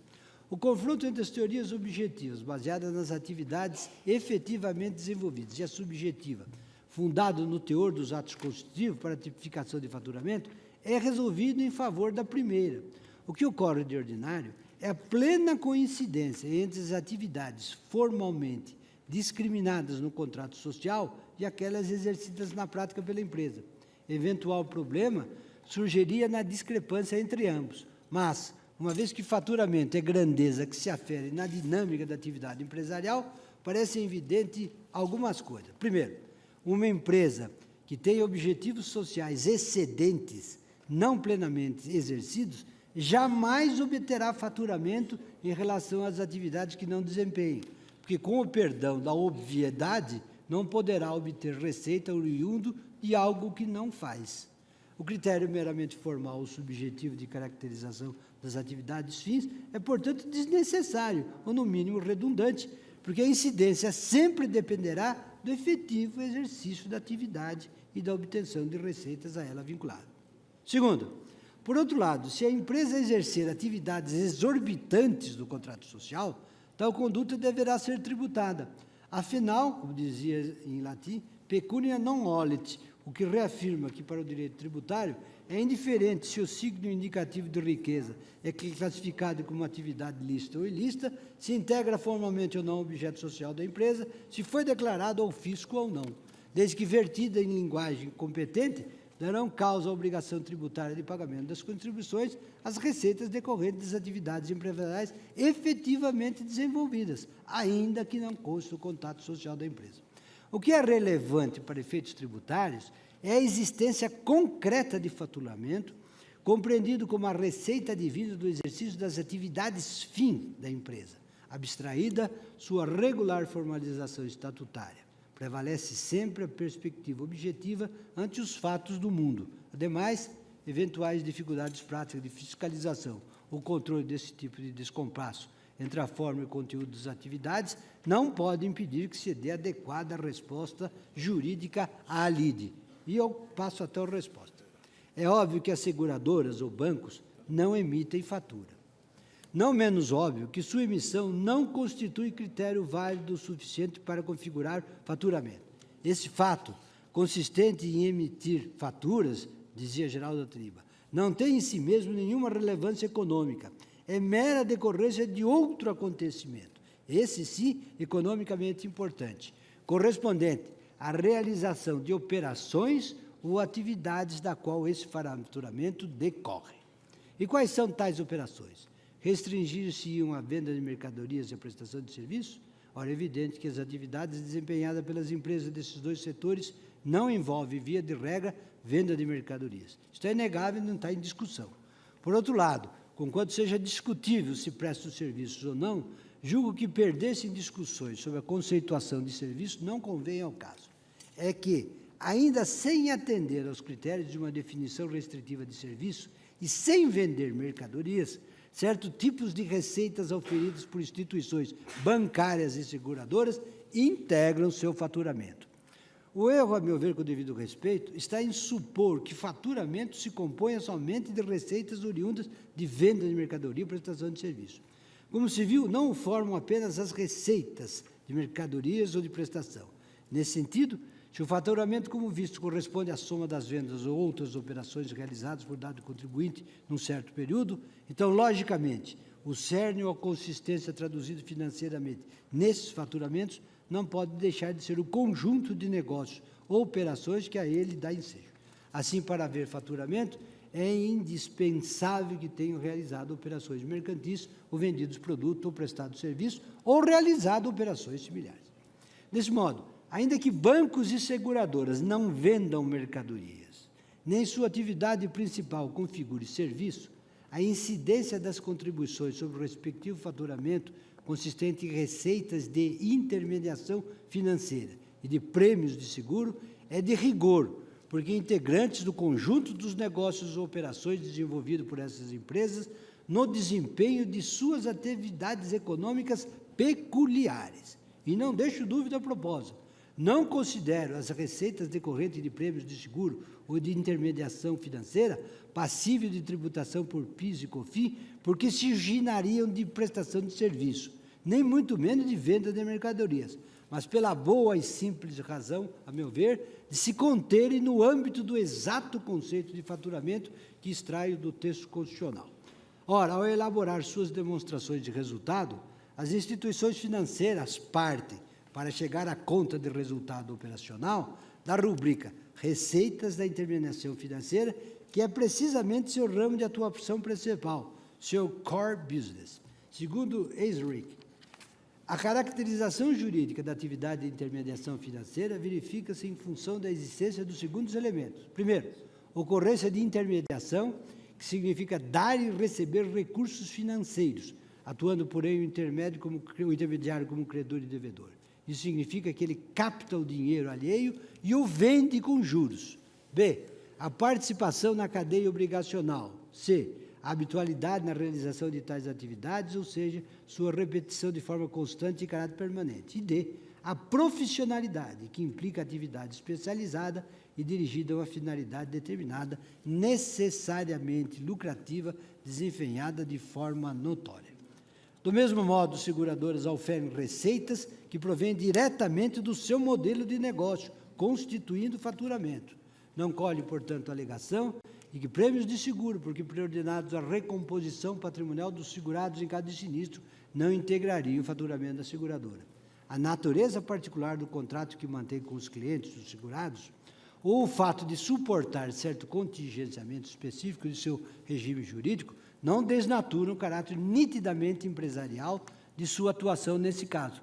E a razão evidente é porque a lógica empresarial, a razão negocial da existência das seguradoras, assim como a dos bancos, é oferir lucros. Embora guardem inegável relevância e sejam imprescindíveis ao funcionamento da sociedade, não se trata de atividades benemerentes ou de caridade, mas patentemente empresariais e, como tais, exercidas com o manifesto intuito de obter faturamento como um passo necessário, embora nem sempre suficiente, para a obtenção de lucro. Especificamente, acerca das seguradoras, que é a hipótese de que ora se trata, é possível perceber, com base em dados estatísticos oficiais, publicados pela Superintendência de Seguros Privados, a abissal diferença entre o valor dos prêmios captados e os valores dos sinistros ocorridos. Comentando tais estatísticas, leia-se uma nota publicada pelo Sincorp de São Paulo, Sindicato dos Corretores de Seguro, Empresas, Corretoras, etc. Diz: o mercado de seguros brasileiro movimentou, até julho de 2008, em prêmios diretos, 38,5 bilhões, um crescimento de 18,4% ante os 32,5 bilhões do mesmo período de 2007. Os dados divulgados pela SUSEP apontam que os sinistros de seguro em 2008 atingiram 10 bilhões, contra os 10 bilhões até julho de 2007. Os sinistros retidos saltaram de 9 bilhões nos 7 primeiros meses do ano passado para 10 milhões até julho de 2008. A diferença é realmente abissal. Essas duas grandezas primordiais, ao lado das outras receitas, custos e despesas, comercialização, administrativas, etc., perfazem, ao final, o lucro das seguradoras. É óbvia a identidade dessa situação com a de qualquer empresa industrial ou comercial que parte de um montante geral obtido com a prática de suas atividades empresariais para, deduzindo custos e despesas, chegar ao lucro. As empresas seguradoras que se esmeram no constante aprimoramento dos cálculos atuariais, obviamente não permaneceriam no mercado se não pudessem, usando as estatísticas a seu favor, extrair lucro de sua atividade empresarial típica. Na persecução desse objetivo, registro anti-faturamento composto pelo resultado financeiro do desempenho das mesmas atividades. A proposta que submeto à Corte é, pois, a de reconhecer que se deva tributar tão somente e de modo preciso aquilo que cada empresa aufere em razão do exercício das atividades que lhes são próprias e típicas, enquanto conferem o seu propósito e a sua razão de ser. Por isso, escapam à incidência do tributo as chamadas receitas não operacionais em geral, as receitas financeiras atípicas e outras do mesmo gênero, desde que, não precisaria dizê-lo, não constituam um elemento principal da atividade. A Fazenda Nacional dos Memoriais demonstrou ter compreendido essa mecânica, que diz: a base de cálculo da CONFIS corresponde à totalidade dos ingressos auferidos mediante a atividade da empresa, de acordo com o seu objeto social, independentemente da natureza da atividade da empresa. Sendo assim, somente estarão excluídas da base de cálculo aquelas receitas não operacionais ou aquelas que estejam legal e explicitamente discriminadas. Não foge à noção de faturamento, pois as receitas tipicamente empresariais colhidas por bancos, seguradores e demais empresas que, pela peculiaridade do ramo de atuação, não se devotem contratual e estritamente à venda de mercadorias ou à prestação de serviços. Por fim, para que não fiquem dúvidas, elucido que, dentro desse marco teórico, diversas rubricas não integrarão o conceito de faturamento, dependendo da relação entre as espécies de receitas e as finalidades de cada empresa, como a título exemplificativo distingo. Primeiro, as diversas modalidades de receitas financeiras de empresas comerciais ou industriais não serão tributadas porque não são produtos de sua atividade fim. Segundo, as receitas de intermediação financeira obtidas pelas instituições financeiras serão tributadas porque sua percepção é uma das razões de ser da própria atividade bancária. E, em nota de rodapé, mostro a relação que existe entre os lucros obtidos com essa atividade, que chega até, em 2007, a 20,2%, quanto os lucros das demais atividades, que chegam a 42,5%. Evidentemente, o produto da execução dos serviços bancários cuja remuneração é, em geral, ingrediente menos expressivo do seu faturamento, também será tributado, porque inerentes tais serviços à atividade empresarial típica dos bancos. Estes exercem atividade empresarial típica também mediante intermediação financeira e prestação de serviço. As receitas de prêmios obtidos pelas seguradoras pelas mesmas razões também serão tributadas. Mas se o banco ou a seguradora colher receita não operacional derivada de atos alheios ao desempenho de seu mistério, tais como, por exemplo, venda de um imóvel do seu ativo imobilizado, evidentemente aí não sofrerão incidência.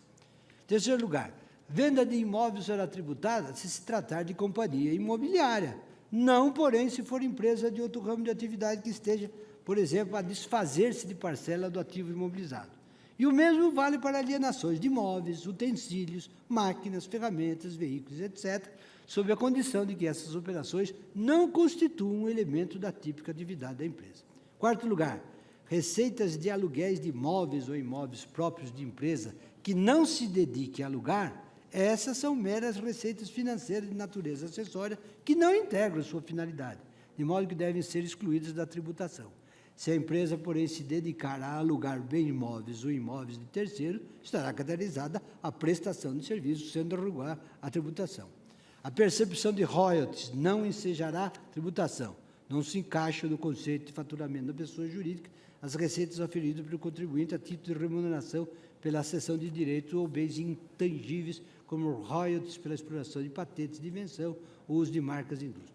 Reembolsos e ressarcimento de tributos também não compõem faturamento. Também estão excluídos do conceito quaisquer valores que representem meros ingressos ou entradas que, não sendo sequer receita, jamais poderão integrar a categoria F. E assim por diante. Não seria caso de desenvolver um rol exaustivo que correlacionasse todas as espécies possíveis de receita aos variados tipos de atividades de objetos sociais e empresariais, bastando que se estabeleça, a meu ver, com segurança, o critério jurídico, afirmando-se a tese de que a expressão faturamento corresponde à soma das receitas oriundas das atividades empresariais típicas.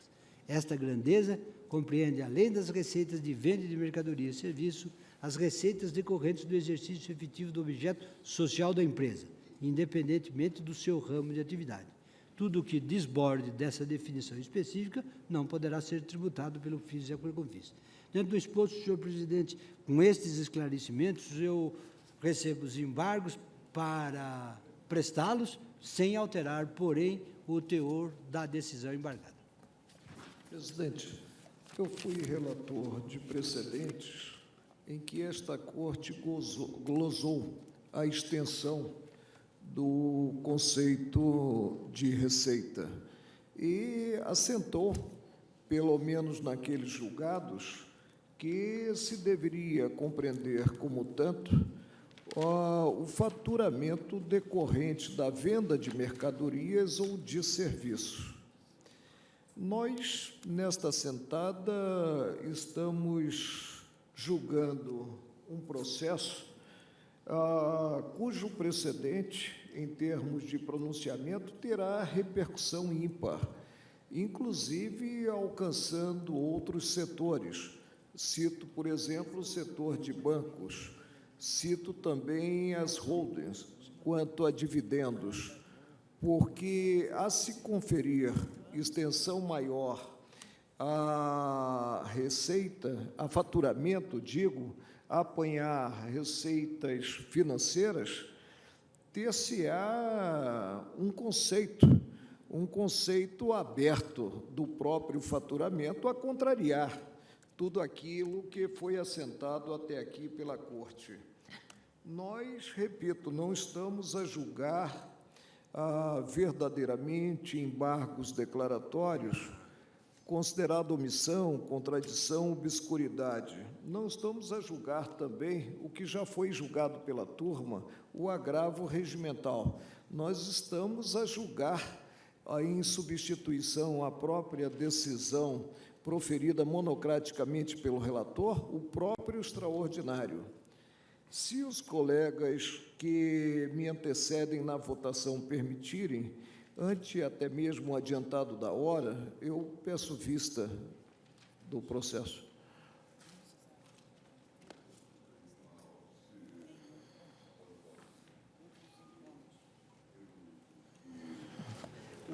apresentava os esclarecimentos, mas rejeitava os embargos, pediu vista o ministro Marco Aurélio. Então, você ficou com vista em mesa? Presidente, eu posso votar no recurso extraordinário, não demoraria mais do que 2 minutos. Por favor, vocês. Presidente, no recurso extraordinário 171.241, extravasando até mesmo a previsão da lei estadual quanto à pensão especial, gerou-se uma vinculação. E diria, gerou-se uma vinculação consequencial. Inicialmente, vinculação ao que percebido por deputado estadual. E porque estes estão, até certo ponto, equiparados em percentagem maior aos federais, se teria também a pensão vinculada ao que percebido pelos deputados federais. Eu apenas tenho uma dúvida quanto à conclusão do julgamento. Eu penso que, no caso, já que a Corte de Origem admitiu o limite de 80%, né, apenas sobeja a questão da vinculação. Então, o provimento seria, a meu ver, total para se indeferir a ordem, e é como eu voto. Eu já tenho me manifestado aqui, seguindo o que havia... Porque as pensionistas, elas já têm a pensão especial, não é previdenciária, calculada a partir do que percebem os secretários de Estado. Sim. E observado o limite de 80%. Né? Esse direito ela já tem em patrimônio e essa limitação foi admitida no acordo impugnado mediante extraordinário. O Estado se insurge, em última análise, quanto à vinculação. E aí nós não temos admitido essa vinculação. Eu vou só averbar essa Que implica... divergência, porque eu estaria dando provimento na linha do voto do ministro Ilmar e do ministro Jobim. O ministro Jobim, ele fez o Dá provimento parcial. Sem né? explicitação. Aliás, o ministro Gilmar dá provimento que parcial. é a única matéria que sobeja é essa, né? A vinculação. A vinculação. Para ressaltar a não... Porque o Estado foi vencedor quanto à limitação a 80%. Porque 80% foi objeto até de uma decisão nossa, né? Exato. Naquele RE. Portanto, eu proclamaria esse resultado, ressalvando, então, nesse caso, que, topicamente, se você chega ao mesmo resultado, né? Acho que nós estamos no mesmo... acho que estamos no mesmo. Caindo a vinculação, Nós estamos no não se mesmo. terá sequer o que observar. Né? Portanto, deu-se provimento Que já vem sendo observado. ao recurso. Eu fico como relator por conta O recurso extraordinário, a DIN fica para amanhã. A DIN fica para amanhã? Fica para amanhã. Não. Eu até levei, Damos fica em mesa, né? E só para não... O julgamento da ação direta a propósito da contribuição de saúde de Minas Gerais. O plano de saúde. A ação direta, eu também tinha um RE. Nós damos sequência amanhã. O ministro Marco Aurélio está com vista em mesa. Está encerrada a sessão, senhor ministro. Gostaria de novamente lembrar todos os presentes que nós vamos agora para a abertura da exposição em homenagem ao ministro Celso de Mello.